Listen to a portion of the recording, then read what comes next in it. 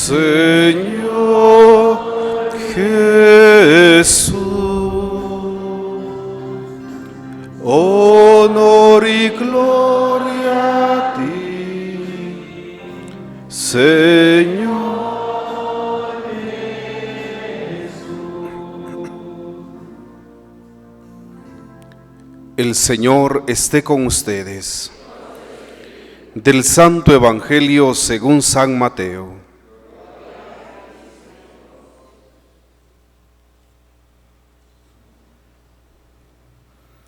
En aquel tiempo, Jesús dijo a los sumos sacerdotes y a los ancianos del pueblo esta parábola. Había una vez un propietario que plantó un viñedo, lo rodeó con una cerca, cavó un lagar en él, construyó una torre para el vigilante y luego la alquiló a unos viñadores y se fue de viaje. Llegado el tiempo de la vendimia, envió a sus criados para pedir su parte de los frutos a los viñadores. Pero estos se apoderaron de los criados, golpearon a uno, mataron a otro y a otro más lo apedrearon. Envió de nuevo a otros criados en mayor número que los primeros y los trataron del mismo modo. Por último les mandó a su propio hijo pensando: a mi hijo lo respetarán. Pero cuando los viñadores lo vieron, se dijeron unos a otros: este es el heredero, vamos a matarlo y nos quedaremos con su herencia. Le echaron mano, lo sacaron del viñedo y lo mataron. Ahora díganme, cuando vuelva el dueño del viñedo, ¿qué hará con esos viñadores? Ellos le respondieron: dará muerte terrible a esos desalmados y arrendará el viñedo a otros viñadores que le entreguen los frutos a su tiempo. Entonces Jesús les dijo: ¿no han leído nunca en Escritura? La piedra que desecharon los constructores es ahora la piedra angular. Esto es obra del Señor y es un prodigio admirable. Por esta razón les digo que les será quitado a ustedes el reino de Dios y se le dará un pueblo que produzca sus frutos. Al oír estas palabras, los sumos sacerdotes y los fariseos comprendieron que Jesús las decía por ellos y quisieron aprenderlo, pero tuvieron miedo a la multitud, pues era tenido por un profeta. Palabra del Señor.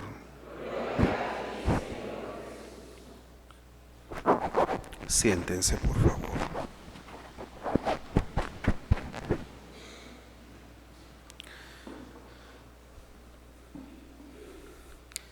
Las lecturas que escuchamos hoy, la primera tomada del libro del Génesis en el capítulo 37 y el Evangelio tomado de San Mateo en el capítulo 21, nos presentan en común. La primera lectura habla de cómo los hijos de Jacob se llenaron de odio contra el hermano menor llamado José, y este odio lo llevó incluso, era un odio contra su misma sangre, a deshacerse de él. En el Evangelio, y bueno, José, el hijo amado de Jacob, buscan la manera de deshacerse de él, intentan matarlo, después hacen otro plan, como escuchamos.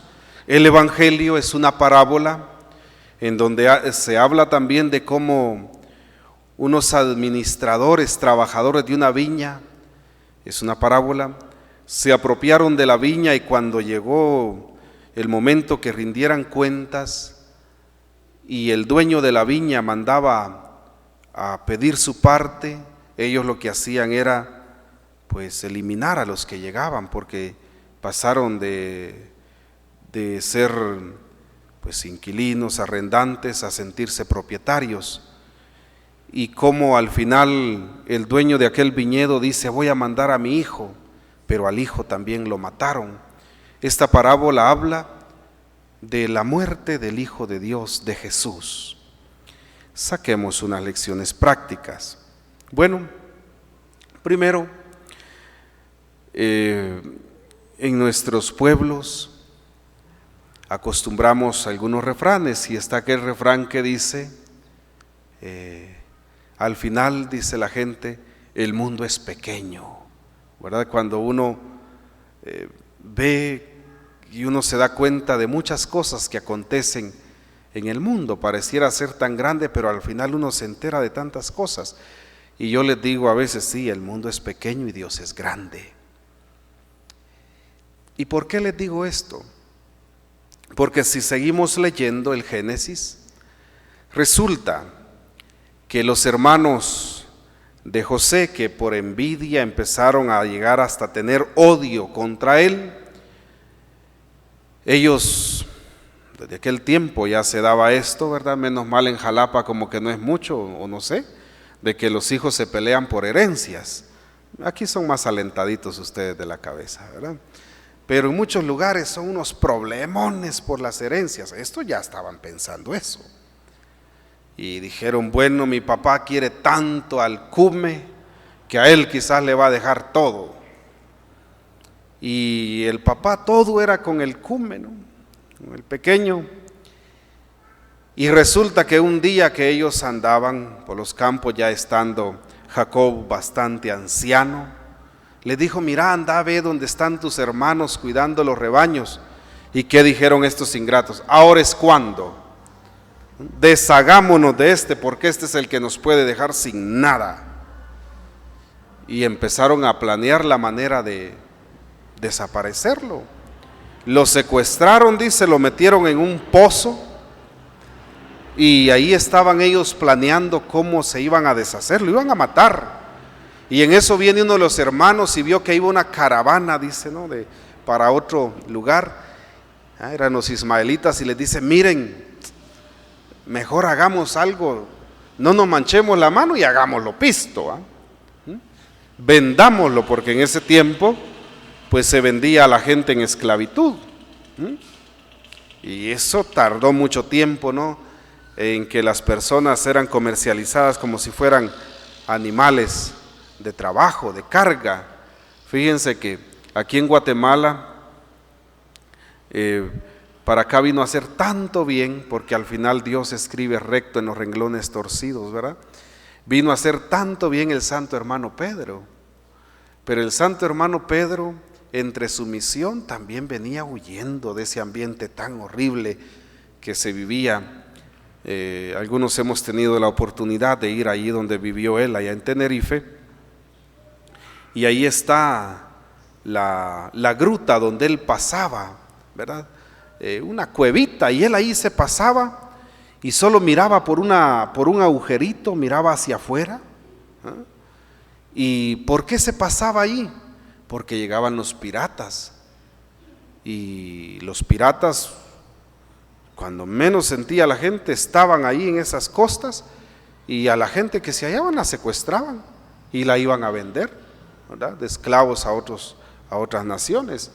Y el pobre hermano Pedro vivió años ahí cuidando pues los animalitos del que les arrendaba a ellos la casa, y él ayudaba a pagar el arrendamiento de la casa porque la familia se quedó sin nada. La casa de ellos después la arrendaban y ahí se pasaba él. Entonces ha sido tristemente muy común la venta de esclavos, de gente vendidos en esclavitud.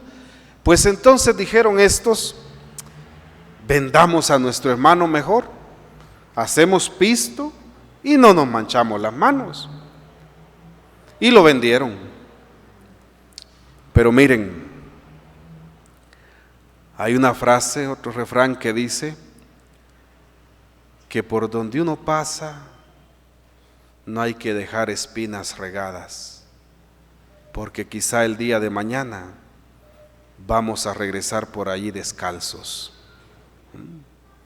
Hay que tener cuidado de lo que uno hace por donde pasa, porque el mundo es pequeño y no sabemos cómo el día de mañana vamos a volver ahí por donde hoy pasamos. Y resulta que José fue vendido, se lo llevaron de esclavo, pero él tenía ese su don, ¿verdad? Una gran sabiduría, sabía interpretar las cosas, los sueños y todo, y llegó a Egipto. Y un día por allá el rey, el faraón, ¿verdad? El rey de Egipto, estaba en problemas.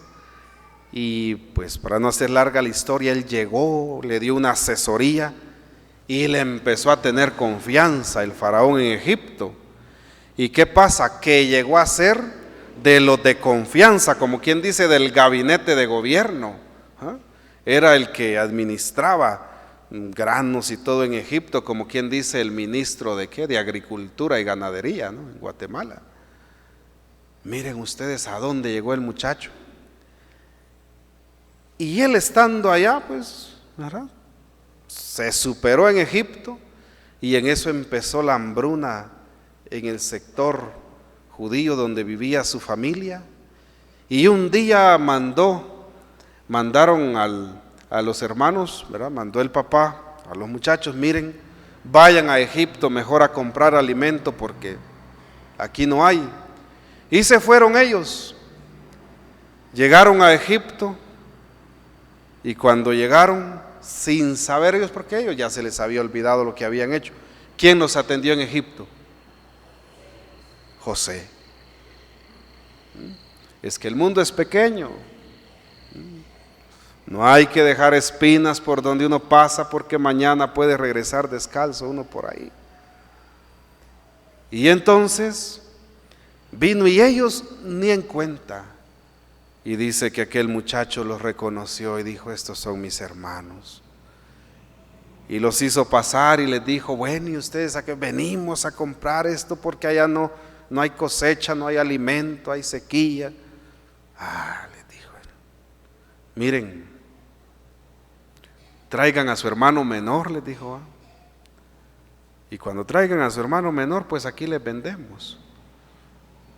Y empiezan ellos, ya ven, nos vamos a morir de hambre, porque ¿quién se le ocurrió que nos deshiciéramos de nuestro hermano menor? Y empiezan, ellos no se daban cuenta de que quien estaba ahí atendiendo y bien puesto allá en el gobierno de Egipto, era aquel hermano a quien ellos habían despreciado y habían vendido, ¿no? Y se desarrolla toda la historia, ¿no? Como al final José los perdona y apoya a su familia.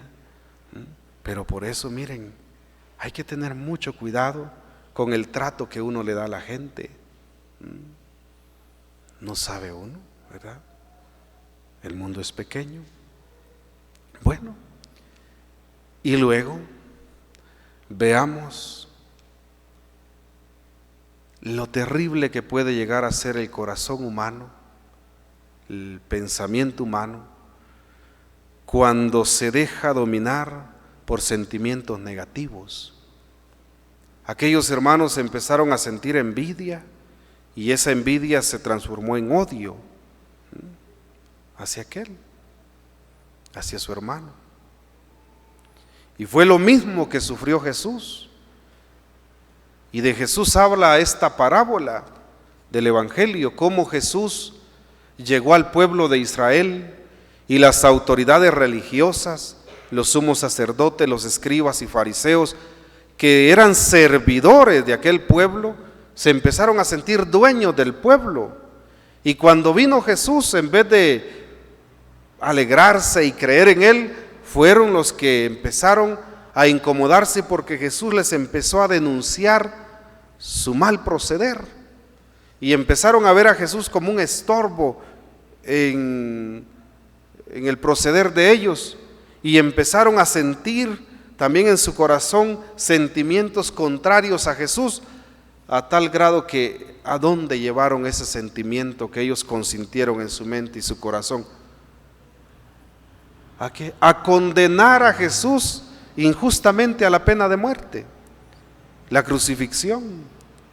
Y buscaron, así como en la primera lectura aquellos buscaron deshacerse de José, las autoridades del pueblo de Israel, del pueblo judío, también llevados por sus sentimientos negativos de odio, de envidia, llevaron también a Jesús, buscaron la manera de deshacerse de Jesús y lo llevaron a la pena de muerte, a la condena de muerte, la crucifixión. Y así murió Jesús en la cruz.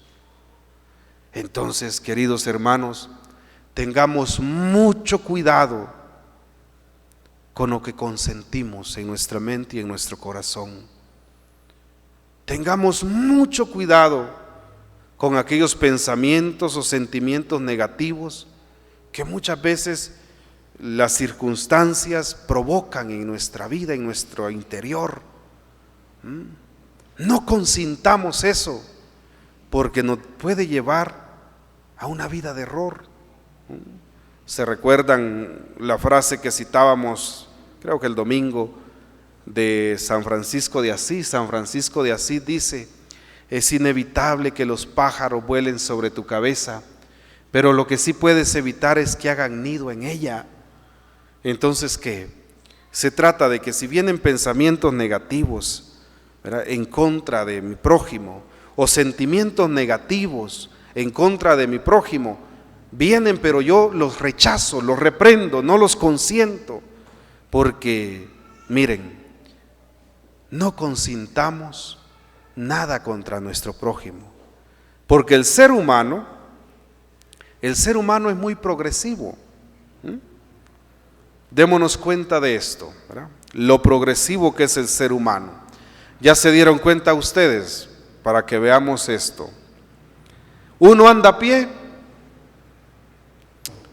quiere andar en bicicleta. Dice: yo me voy a comprar mi bicicleta, ¿verdad? Y ahí anda Magdalenita en su bicicleta para arriba y para abajo, ¿eh? Bueno, dice alguien, ¿verdad? Ya, bicicleta, no, yo quiero moto, quiero comprar mi moto. Vienen y compran su moto, ¿verdad? Después, ¿qué? Menos mal, miren, vengan más seguido los bomberos, por favor. Bueno, entonces, uno anda a pie, quiere tener bicicleta, llega a tener bicicleta, quiere tener moto, anda en moto, quiere tener carro. El ser humano es progresivo, ¿verdad? Nosotros somos progresivos. Bueno, y en estas materias, también de maldad, uno tristemente puede caer en lo progresivo. Y si uno empieza a consentir pensamientos negativos contra el prójimo, y uno deja que eso se procese en la mente, después eso pasa de ser pensamiento a ser deseo negativo.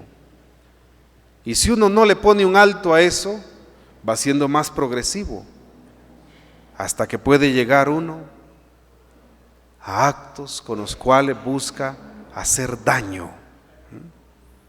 Tengamos mucho cuidado.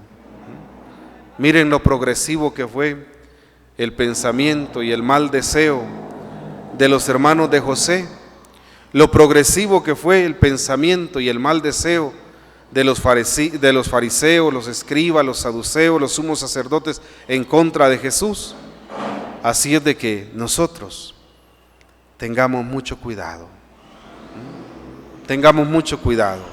Y cuando empezamos a sentir algo negativo contra alguien, pongámosle un alto, porque si no, los seres humanos que estamos llamados a amar y hacer el bien a los demás, podemos hacer tanto daño a los demás.